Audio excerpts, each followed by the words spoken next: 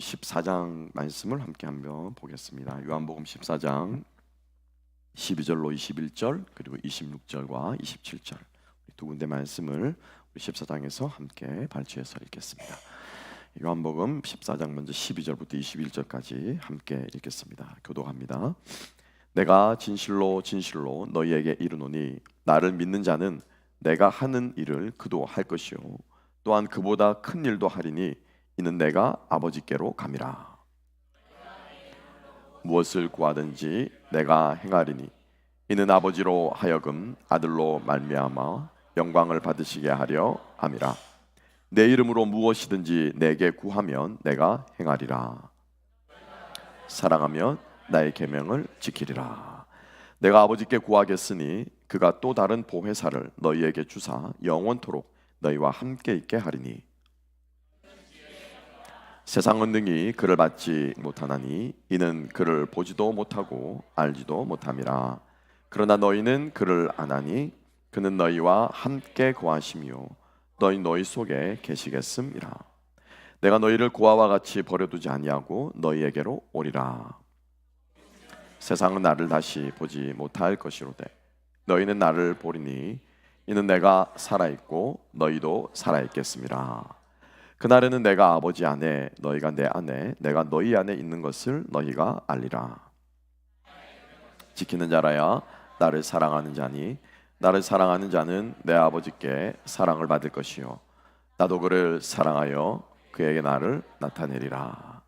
보혜사 곧 아버지께서 내 이름으로 보내실 성령 그가 너희에게 모든 것을 가르치시고 내가 너희에게 말한 모든 것을 생각나게 하리라. 평안을 너희에게 끼치노니 곧 나의 평안을 너희에게 주노라. 내가 너희에게 주는 것은 세상이 주는 것 같지 아니하니라.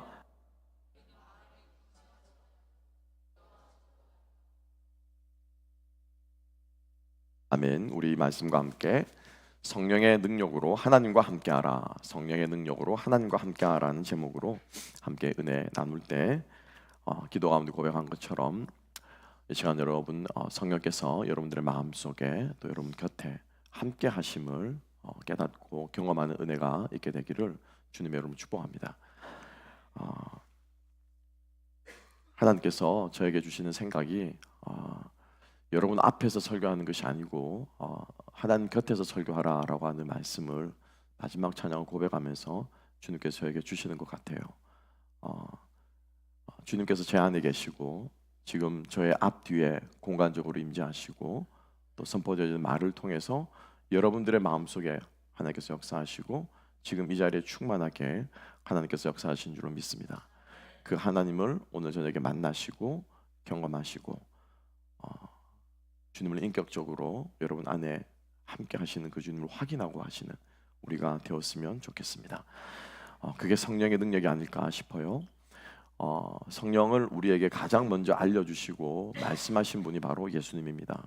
그래서 제가 앞으로 요한복음의 말씀과 여호수아서의 말씀을 번갈아 가면서 설명하면서 예수님이 우리에게 보여주신 말씀하신 설명해 주신 그 성령님은 어떤 분이신가 우리와 함께 말씀을 나눌 때 정말 우리가 성령에 대한 오해를 우리가 바로 잡고 또 성령이 어떤 분인지가 바로 깨닫고 우리가 그 성령을 갈구하는 우리가 되었으면 좋겠습니다. 성령은 귀신 쫓는 축사하는 게 아니에요. 무슨 에너지처럼 장풍처럼 막 받아가지고 충만해서 뜨거워져 가는 게 아니고요. 성령이 역사하시면은 우리 안에 깊은 감동이 있습니다. 터치가 있습니다. 뜨거워집니다. 그 감동이 때로는 감격으로 북받쳐서 터져 나오기도 하고 때로는 무슨 말 한마디 말할 말이 없어서 그냥 꺼이꺼이 울음을 삼키면서 우리 안에 감격이 솟아나는 것들이 때가 있고요. 때로는 지금까지 수십 번 수백 번 성경을 읽었지만은 이 말씀이 이런 뜻이었구나라고 그 말씀이 깨달아질 때 10년 묵은 채증이 느껴지는 것처럼 마음이 퍽 뚫릴 때가 있고요. 그리고 실제로 내 삶 속에 기적과도 같이 어떻게 우연히 이런 우연이 있을까라고 하는 일들로서 나에게 역사가 하기도 하고요. 그리고 많은 사람들이 그것만 있는 줄 아는 병고침의 역사, 귀신 쫓는 축사의 은혜도 역사도 있다라고 하는 거예요. 이 모든 것이 다 뭐예요? 성령의 얼굴입니다. 성령의 모습이에요. 그런데 우리는 성령 충만하다라고 하면 무엇에만? 그냥 불하고만 연결시키려고 해요. 그냥 불하고만. 그죠? 오타 죽어서 죽은 귀신이 있는지 그냥 죄송합니다. 제가 귀신이라는 표현을 써서 그냥 성령을 그냥 막 뜨거운 것만 연결시켜 가지고 한국 사람 뜨거운 거 좋아하잖아요. 그죠? 스파이시한 거 좋아하고 매운 거 좋아하잖아요. 막 성령은 불로 마시고 아니요 그렇지 않아요. 성령은 불임과 동시에 성령은 진리의 영이고 성령은 우리에게 말씀하는 영입니다. 성령은 인격이십니다. 성령은 하나님이세요.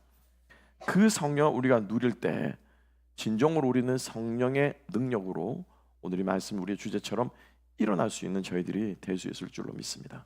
그래서 우리가 예수님께서 성령을 무엇이라고 하셨는가 말씀을 볼 때 다시 한번 오늘 이 저녁에 결론은 하나입니다. 우리와 함께 하시는 성령. 하나님이 지금 나와 함께 하시고 지금 내 안에 계시고 지금 내 생각 머릿속에 계시고 감정 속에 계시고 나의 모든 인격을 송두린 채 주장하고 계시는 그 하나님을 우리가 볼 수 있게 되기를 소망합니다. 왜냐하면요 지금 우리가 살고 있는 이 시대가 어떤 시대이기 때문에 성령 시대이기 때문이에요. 구약의 성부 하나님께서 역사하시는 시대가 아니고 갈릴리 바닷가에 거니시는 그 예수님 거기를 찾아가면 만나는 예수 그리스도가 역사하시는 시대가 아니고 오순절 다락방에 오신 성령이 역사하는 시대라는 거예요. 그죠? 성부 하나님보다 훨씬 더 강력하게 역사하시고요. 예수께서 오늘 말씀하시기를 너희들이 나보다 더 큰 일을 하리라 라고 하시는 예수님보다 여러분들이 더 큰 일, 우리가 더 큰 일을 할 수 있으면 여러분 믿으십니까? 아멘 하는데요. 그냥 별로 가시 아멘 하라고 하니까 아멘. 여러분 잘 생각해 보세요. 기적이 왜 일어납니까? 기적이 왜 일어나요? 기적을 보고 하나님의 힘을 믿고 예수를 믿게 하려고 기적이 일어나는 거예요. 그죠? 그래 안 그래? 그죠? 제가 저희 아들에게 맨날 설명합니다. 민결아, 옛날 조선시대 사람들이 우리 요즘 있는 병원에 와보면은 기적 천지다. 그죠? 예. 여기 가도 기적, 저기 가도 기적. 어떻게 주사 한 방 맞는데 기침 뭐 생강다래 먹고 뭐 쑥뿌리 캐먹고 해도 기침이 안 나는 거 주사 한 방 맞으면 기침이 났잖아. 죽어가는 사람들이 어떻게 칼을 째는 건 사람을 죽이는 건데 어떻게 칼을 째가지고 사람을 살리는 이거는 조선시대 사람들이 오면 이건 기적이야. 현대 오면 기적천지야. 기적천지. 새로 된 비행기가 새로 된 새가 쇠로 만든 새가 하늘을 날아다니 막 하면서 이게 조선시대 사람들이 보면 이건 뭐예요? 기적이잖아요. 기적이잖아요, 여러분. 어떻게 사람이 하늘을 날아다녀요? 그러지 않아요, 여러분? 기적의 목적은요. 예수께서 기적을 베푸신 이 목적은 뭐냐면은 내가 하나님의 아들이심을 믿고 너희들이 하던 그 길에서 돌이켜서 하나님의 백성이 되게 하는 그 길을 그 회개의 길을 하게끔 하시는 게 기적의 목적이라는 거예요, 여러분. 그런데 여러분 잘 보세요. 5병의 떡을 먹고 5천 명이 먹었습니다. 그죠? 5천 명이 회개했어요, 안 했어요? 회개했어요, 안 했어요? 그럼 기적은 그 목적은 뭐야? It goes nothing. 그죠? 회심의 능력이 일어나지 않았어. 베드로가 설교할 때 몇 명이 회심했습니까? 베드로가 예수님보다 더 큰 일하는 거예요. 여러분들이 한 사람 한 사람 여러분들의 친구와 친척과 여러분들의 직장 동료들과 여러분들 가족들을 만나면서 그 사람을 인격적으로 변화시키고 우리가 변화시키는 건 아니죠, 그죠? 우리가 예수님의 사랑을 나누어서 그들이 회심해서 주 예수 그리스도를 영접하게 되는 그 순간 우리는 예수보다 더 큰 일을 하는 일을 여러분 믿으시기 바랍니다. 예수님 거짓말하는 게 아니에요, 여러분. 어떻게 감히 예수님보다 그건 우리 동양 사상에 주님이 더 높다고 말씀하시는 거고요. 예수님이 말씀하셨어요. 우리는 주님보다 더 큰 일을 할 수 있는 줄 믿으시기 바랍니다. 아멘. 근데 어떻게 더 큰 일을 할 수 있냐라는 거예요. 그죠? 어떻게? 성령의 능력을 받으면. 아멘. 우리가 마지막 목요일 볼 겁니다. 오직 성령이 너희에게 임하시면 너희가 무엇을 받고? 권능을 받고 예루살렘과 사마리아 땅 끝까지 이뤄서 내 증인이 될 것이다. 여러분 그런 능력 사모하시기 바랍니다. 그것 하라고 예수께서 우리들에게 성령을 보내주시고 오늘날 우리는 어떤 시대를 살고 있다고요? 성령 시대를 살고 있어요. 시대가 바뀌는 것 여러분 이게 엄청난 변화고 근데 우리는 잘 몰라요. 작년 다르고 올해가 다른데 작년하고 올해 별로 안 바뀐 것 같아요. 근데 여러분 좀 더 큰 눈을 가지고 보면요 시대가 바뀌는 건 엄청난 일입니다. 세계 1, 2차 대전이 일어나서 세상이 완전히 뒤바뀌었어요. 그죠? 전 세계 인구의 3분의 1이 죽어나간 그 큰 전쟁을 겪고 나서 인류는 완전히 바뀌었습니다. 그죠? 팬데믹을 겪으면서 인류는 완전히 바뀌었어요. 컴퓨터가 이 세상에 나타나면서 인류는 완전히 바뀌었어요. 스마트폰이 나타나 여러분 기억나십니까? 스티브 잡스가 나와가지고 애플이 연설할 때, 그죠? 인터넷, 뮤직, 그죠? 또 폰 이러면서 그 기억나십니까? 저 날짜까지 9월 며칠인가 7월 며칠이에요. 세상이 뒤집어진 날이거든요, 그날은. 이 전화기로 지금 여러분 전부 다 하고 있잖아요, 그죠? 배달도 이거로 시키고 택시도 이거로 타고, 그죠? 뭐 못하는 게 없으면 못하는 게 뭐예요? 세상이 바뀐 거예요, 뒤집어진 거예요. 지금 또 열심히 바뀌어가고 있어요. 무엇으로? AI로. 실제로 이제 집사람 집에 가다가 야 조금만 있으면 2만 불 안 돼, 2만 불 로봇 한 대가 2만 몇천 불 하면 살 거래요. 아마 그 정도로 예상이 되는데 그걸 집집마다 한 대씩 있으면 걔가 이제 싹 다 해주는 거야. 로봇이 그냥 설거지, 빨래, 청소 다 해주는 거예요. 그 정도면 들어만 하지 않습니까? 자동차 한 대 값밖에 안 되는데. 세상이 바뀝니다. 웃지 마세요. 진짜 옵니다. 그런 세상이 진짜로 와요. 시대가 바뀌는데요. 지금 오늘 우리가 살고 있는 이 시대가 어떤 시대라고요? 성령의 시대라는 거예요. 그러면 우리는 이 성령의 시대를 누려야 되고, 이 성령의 시대에 따라 살아가야 되고, 이 성령의 시대에 맞춰 살아가야 되는데 여전히 뭐예요? 셀폰이 나오니까 이걸로 다 할 수 있는데도 어떻게 해요? 일일이 손으로 베껴 쓰고 인쇄도 프린터로 하는 게 아니라 그 옛날에 뭘 했습니까, 여러분? 저희 학교마다 뭐 등사실이 있었어요. 등사실. 그죠? 저희 때 일제고사, 월말고사, 일제고사 말 아시죠, 그죠? 일제의 마지막에 다 함께 치는 일제고사 시대, 월말고사 때 되면 선생님들마다 과목마다 선생님이 들어가가지고 막 이거 미는 거예요, 그냥 등사실에 들어가가지고. 그렇게 살고 있다라는 거예요. 그렇게 살고 있다는 거예요. 성령의 시대를 살아가야 되는데 이 성령의 시대를 못 누리고 어떤 시대로 그렇게 살아가고 있다는 거예요. 그렇게 살아. 여러분 시대는 바뀌었습니다. 이 성령의 시대를 누리며 살아가는 저와 여러분 될 수 있기를 주님의 여러분 축복합니다. 예수님이 떠나간다고 그랬어요. 그래서 요한복음 14장에서 저는 제가 성경 중에 가장 사랑하는 장면이 저는 요한복음 14, 15, 16장이에요. 예수님이 얼마나 당신의 엑기스를 담아서 이제 마지막 가기 때문에 내일이면 형장이 사라지기 때문에 얼마나 그 마음이 구구절절히 이 제자들에게 뜨거운 마음으로 여러분 전했겠어요. 저는 요한복음 14, 15, 16장 읽으면은 그렇게 은혜가 될 수 없어요. 주님의 마지막 말이라고 생각하면 눈물 없이는 읽을 수가 없습니다. 눈물 없이는 읽을 수가 없어요. 감동 없이는 읽을 수가 없습니다. 그래서 그 14장에서 예수님께서 나 이제 간다. 청천벽력 같은 날벼락이 떨어진 거죠, 그죠? 나벼락이 떨어지는데 이 제자들도 참 성질대로 이렇게 물어요. 여러분들 14장을 읽어보십시오. 도마는 어떤 사람이었습니까? 의심이 많은 사람이었어요. 이제 뭐라고 말합니까? 주님 어디로 갑니까? 주님 어디로 갑니까? 도마는 궁금한 거예요. 그게 궁금한 거예요. 항상 그 인간은 질문이 많아. 이제 두 번째로 빌립은 뭐라고 말하는 줄 아십니까? 빌립은 아주 현실주의자입니다. 현실주의자. 예수님 처음 만날 때도 그랬고 마지막 가려고 할 때도 그럽니다. 빌립은 뭐라고 말하면요, 아버지를 보여주십시오. 꼭 주님 가시지만 그러면 하나님을 보여주시면은 주님이 가셔도 내가 좀 만족하겠습니다. 그 말을 합니다. 14절인가 15절에서. 그 다음 마지막 베드로는 어떤 사람입니까? 이 사람은 열혈남하잖아요. 맹세를 합니다. 절대로 주님 못 가십니다. 다 보니까 제가 보니까 이 성질대로 성격대로 예수님이 떠나간다는 이 반응을 보이더라고요. 보니까 참 예수님이 골라도 참 도마는 질문하고 빌립은 요청하고 베드로는 맹세합니다. 그래서 예수님이 떠나간다라고 하는 이 말에 담겨 있는 제자들의 반응인데요, 사실은 생긴 모양대로 성격대로 말하지만은 사실 그들의 마음은 똑같습니다. 무슨 마음입니까? 떠나지 마세요. 가지 마세요. 그렇죠? 가지 말란 말은 다 바꿔 말은 뭡니까?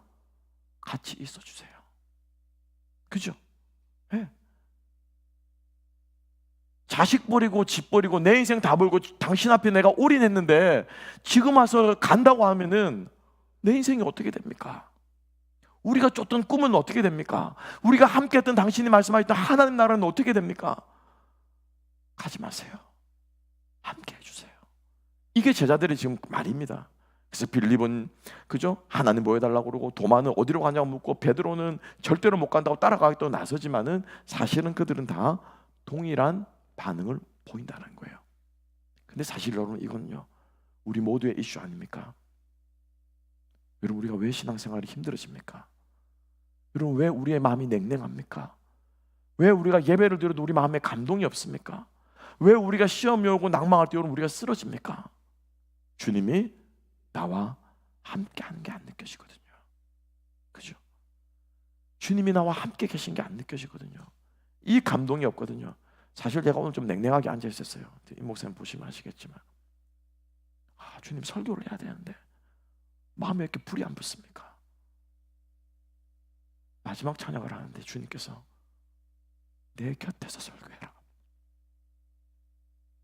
내 곁에서 설교해라. 네가 말씀을 전할 때 내가 네 옆에 있다. 그리고 네가 네 말을 전하는 게 아니라 말씀이 내 말이 성도들을 바꿀 거다. 네가 설교를 잘해가지고 그들을 변하는 게 아니고 내 말씀이 역사를 해가 내가 그 말씀 가운데 역사해야 영혼들이 바뀌고 변화될 것이다. 왜? 내 아들 예수가 기적을 일으켜도 안 바뀌는 게 인간들인데 그 죄인들이 어떻게 바뀌겠느냐? 주님이 그 마음을 깨닫게 해주시는 거예요. 여러분, 말씀이 여러분들을 바꾸십니다. 아멘. 저는 아무것도 아니에요. 신목사는 아무것도 아니에요. 여러분, 하나님이 오늘 이 시간에 말씀 가운데 인격으로 여러분들에게 말씀하지 않으시면, 그게 안 들리면 신목사 오늘도 또 감정 열받아가지고 또 운다.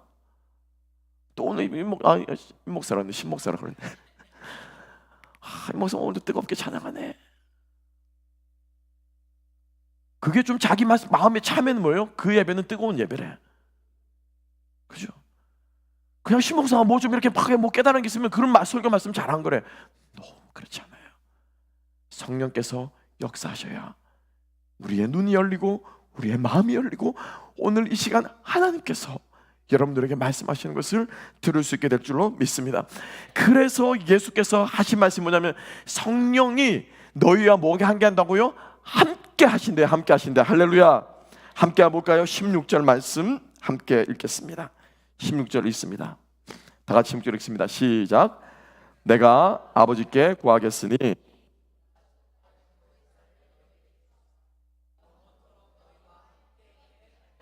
아멘. 아멘.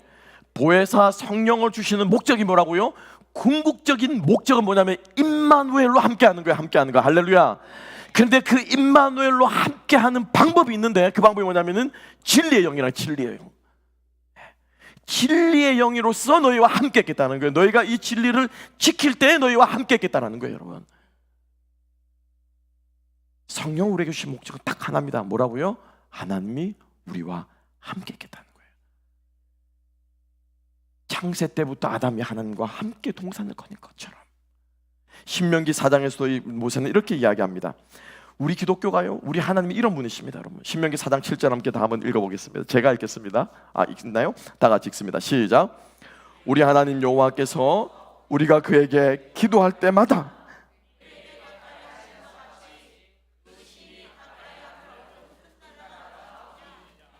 여러분, 이거 아멘이십니까? 여러분, 이거 믿으십니까? 기도할 때마다 하나님이 가까이 하시고, 그 구약 시대에, 그죠?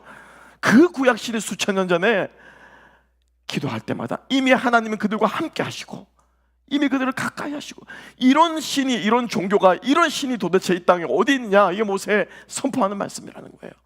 하나님은 우리와 함께 하십니다. 성령 시대에 우리가 끊임없이 추구해야 될 것은 하나님이 나와 함께 하시는 것, 그리고 나와 함께함을 넘어서서 누구와? 우리와 함께 하시는 것, 이 공동체와 함께 하시는 것을 우리가 보고 듣고 깨달을 수 있기를 주님의 이름으로 축복합니다. 그래서 예수님께서는 비유를 드십니다. 그래서 17절 말씀 함께 볼까요? 자, 17절 다 같이 또 읽겠습니다. 시작. 그는 진리의 영이라 세상은 능히 그를 받지 못하나니 이는 그를 보지도 못하고 알지도 못함이라. 그러나 너희는 그를 아나니 그는 너희와 함께하고 하심이 또 너희 속에 계시겠습니다. 아멘. 아멘. 여기서 두 가지입니다. 너희는 그를 안다라고 말했어요. 그죠? 아버지를 안다라고 하는 이게 뭡니까? 이게 진리의 영이 하시는 일이에요. 진리의 영이. 하나님이 어떤 분이신가를 가르쳐 주세요.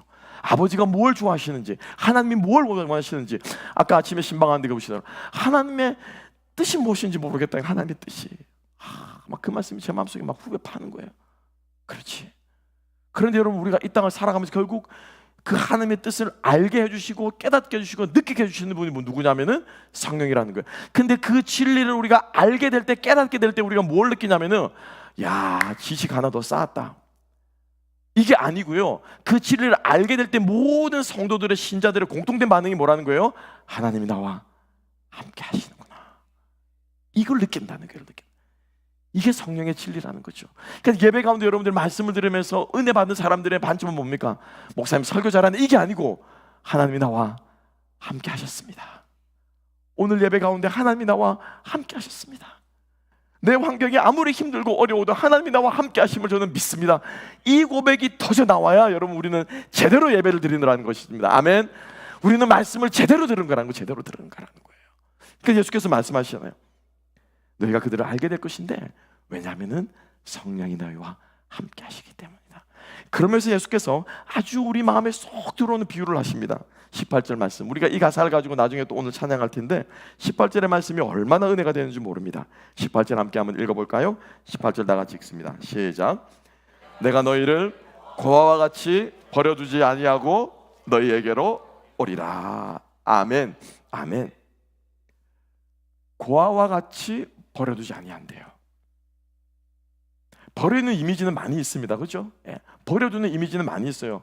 내가 너희를 헌식장처럼 버리지 아니하고, 그렇죠? 내가 너희를 다 쓴 쓰레기처럼 버리지 아니하고, 비유가 많이 있습니다만 예수님께서 뭐라고 말씀하셨어요? 고아래요. 고아처럼 안 버린다. 왜냐하면 이스라엘 백성들은 하나님을 무엇으로 불렀습니까? 아버지라고 했거든요. 예. 그래서 그들은 하나님의 자녀라고 불렀어요. 그래서 예수님께서 말씀하시는 거예요. 고아처럼 버려두지 않을게. 여러분 잘 생각해 보세요. 여러분, 어떤 사람을 고아라고 합니까? 어떤 사람이 고아예요? 어떤 사람이 고아예요? 아버지가 없는 사람이 고아가 아니에요. 우리는 많이 흔히 생각합니다. 아버지가 없으면 고아라고 생각해요. 아니에요. 아버지는 어딘가에 있어. 그죠? 사람이 죽은지는 모르지만 아버지는 어딘가에 있어. 난 몰라요. 그래? 어릴 때 이미 했으니까. 그죠?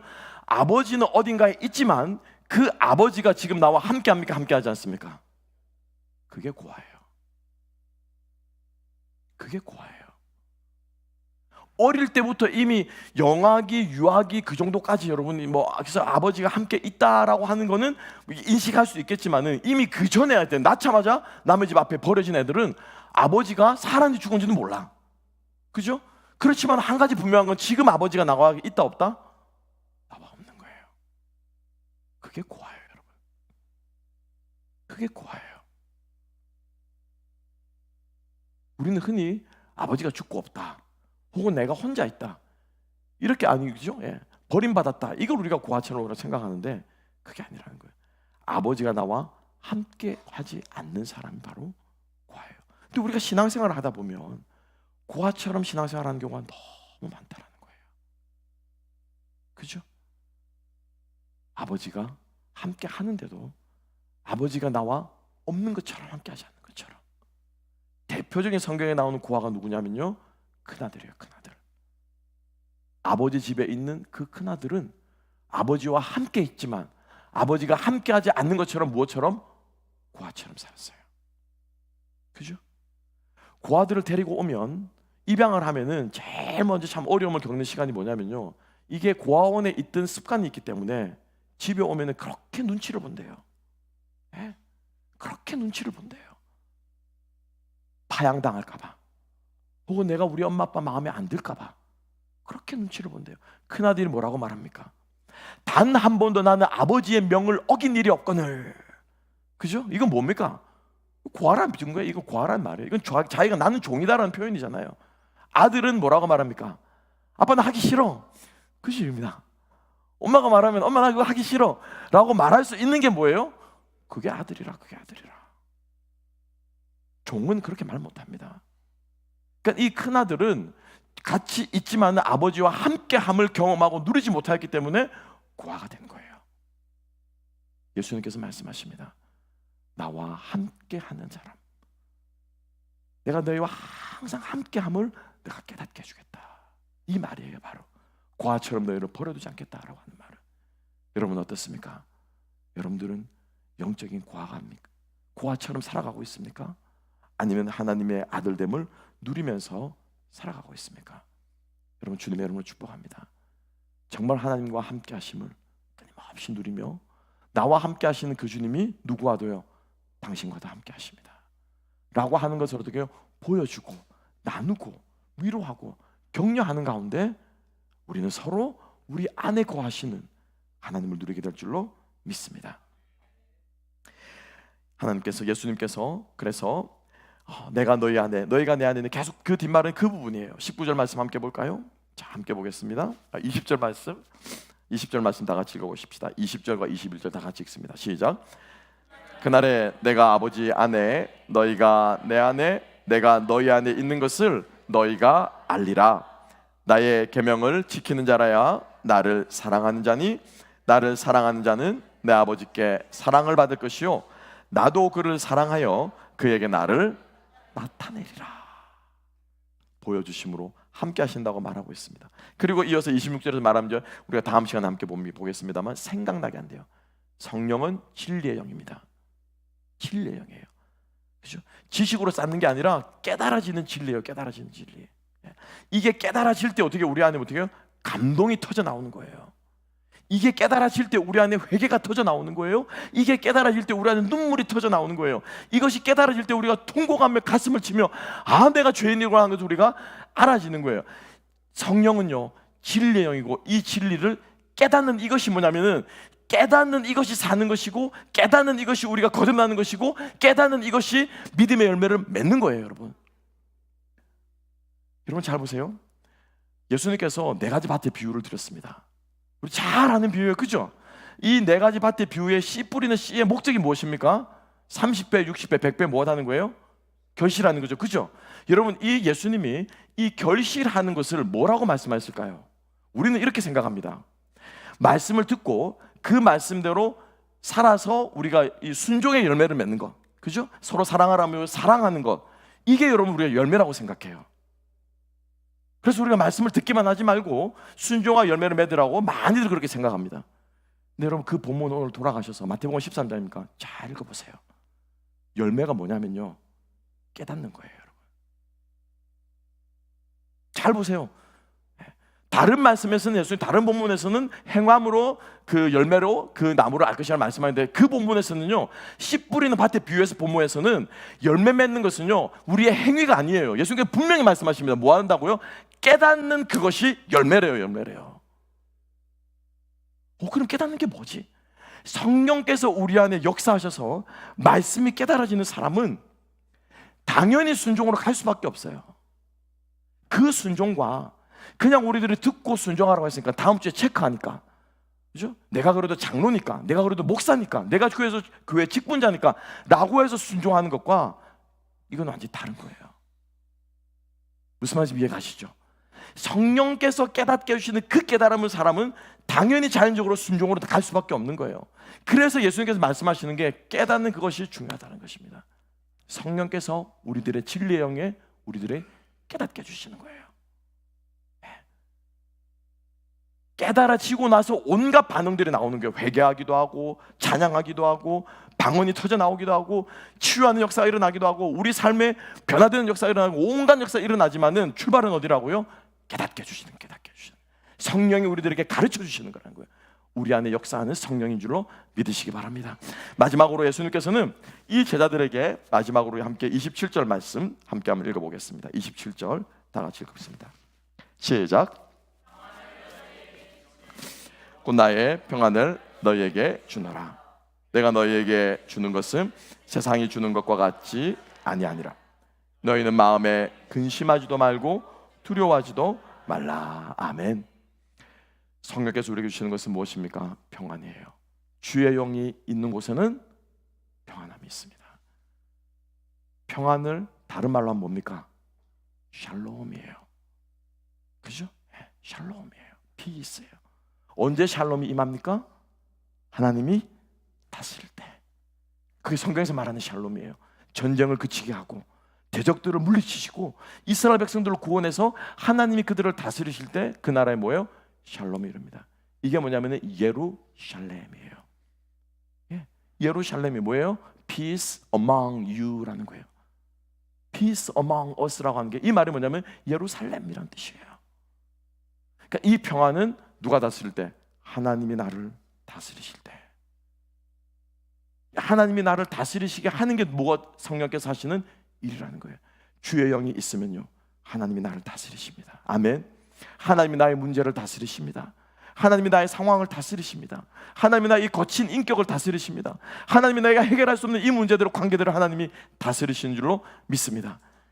이때 성령이 우리 안에 평안을 주시는 거예요. 그런데 우리는 평안을 이렇게 생각합니다. 내 뜻대로 결정하고 내 마음대로 행하고 나서 평안하다. 여러분, 이거 성령이 주시는 평안이에요, 아니에요? 그 성령이 주시는 평안 아니에요. 네. 자기 마음대로 생각하는 평안이죠. 그죠? 네. 그냥 안 봐버리면 평안하잖아요. 나를 힘들게 하는 저 인간, 그죠? 그냥 안 봐버리면 평안하잖아요. 내가 뭐라고 저 사람 입 섞어서 얘기해. 여기 우리 교회 다른 성도님들도 많은데, 이런 평안해요, 안 편해요? 이건 평안한 게 아니라 편안한 거예요. 그죠? 네. 평안과 편안은 달라요. 아유, 내 인생 좋다. 이제 내 뭐 노후에 먹을 거 다 준비해놨고 창고 크게 지어놨고 아무 걱정 없이 내 영혼아 뭐가 날지다? 편안할지어다. 이건 뭐예요? 평안한 게 아니고 편안한 거예요. 편안한 거예요. peace와 ease는 달라요. 하나님 우리의 일을 다스리실 때요, 내가 힘들게 하는, 나를 힘들게 하는 저 상황, 나를 힘들게 하는 저 사람, 이것을 어떻게 해요? 하나님이 나를 다스리셔서 내 힘으로는, 내 성격으로는, 내 것으로는 절대로 할 수 없지만은 주님이 나를 다스리기 때문에, 주님이 다스리는 그 힘을 입어서 그 사람을 사랑할 때, 그 문제를 내가 극복해 날 때, 그때 극복하고 나서, 그때 그것을 넘어서고 나서 느끼는 그게 뭐라는 거예요? 그게 평안이라는 거예요. 그게 평안이라는 거예요. 성령께서 주시는 평안은요, 임마누엘에서 누리는 평안입니다. 하나님이 나와 함께 하시기 때문에 누리는 평안입니다. 하나님이 나와 함께 하시기 때문에 문제가 보이지 않습니다. 상황이 보이지 않습니다. 그 어떤 것도 보이지 않고 오직 구속한 주만 보이는 줄로 믿습니다. 세상과 나는 간 것 없고 구속한 주만 보이도다. 할렐루야. 이게 주님께서 성령을 통해서 우리에게 주시는 평안인 줄로 믿습니다. 성령께서 우리 안에 거하시면 어떤 일이 일어나는 줄 아십니까? 우리 마음이 처음에는 불편해요. 임마누엘이 늘 평안, 아니요, 불편합니다. 사랑해야 되니까, 그죠? 섬겨야 되니까, 봉사해야 되니까, 순종해야 되니까 힘듭니다. 내 안에 죄가 있습니다. 그 더러운 죄를 품고 내 마음이 불편해요. 예배 시간이 불편해요. 찬양이 안 나와요. 말씀이 안 들려요. 근데 그 불편함을 주님께서 나를 다스리심으로 넘어서게 될 때에 비로소 우리 안에 무엇이 평안이 나오는 거죠. 찬양이 터지고 기도가 나오고 말씀이 터져나 깨달아지는 이 역사가 우리 안에 있는 줄로 믿습니다. 그러니까 우리 안에 성령이 우리 안에 거하시면은 우리의 마음이 죄로 인해서, 우리 찬양, 첫 찬양할 때처럼 첫 찬양에 마음이 안 나오더라고요. 정결한 마음 주시옵소서. 처음에는 찬양이 너무 느린 거야. 왜 이렇게 느리게 하지? 나는 좀 더 뜨겁게 했으면 좋겠는데, 근데 그게 아니고 제 마음이 아직 준비가 안 됐더라고요. 그 찬양의 고백을 할 준비가 안 됐고, 여전히 설교의 부담 가운데 눌려져 있고, 오늘 이것을 어떻게 하면 좋을까 하는 생각에 눌려 있어서 제가 아직 하나님 앞에 예배자로 살 준비가 안 돼 있더라고요. 근데 이것을 성령께서 저희를 마음을 만지시고 깨닫게 하시고 예배 가운데로, 성령의 임재 가운데로 인도해 가실 때 비로소 제 안에 평안과 하나님의 함께 하심, 내 옆에서 설교해라, 내 곁에서 선포해라 라고 하시는 하나님의 음성을 주시고 여러분 앞에 이렇게 서서 말씀을 전하게 되는 것입니다. 말씀을 정리하면서 여러분, 성령께서 여러분과 이 시간 오늘 이 저녁에 함께 하시기를 소망합니다. 평안한 것은요, 걱정이 없는 게 평안한 게 아닙니다. 기억하십시오. 하나님이 나와 함께 하시는 게 평안이에요. 함께해서 불편해도요, 하나님이 함께 하시면 이건 뭐예요? 평안으로 가는 길인 거예요. 가는 길인 거예요. 우리가 오늘 저녁에 이 은혜를 누릴 수 있는 저와 여러분 되시기를 주님의 이름으로 축복합니다. 우리 자 함께 찬양하면서 기도 자리로 나아갑시다. 우리 허무한 시절 지날 때, 기쁜 한숨 내쉴 때 우리를 고아와 같이 버려두지 아니하시고 우리와 함께 하시는 이 성령을 고백하면서 우리 함께 기도 자리로 나아갔으면 좋겠습니다.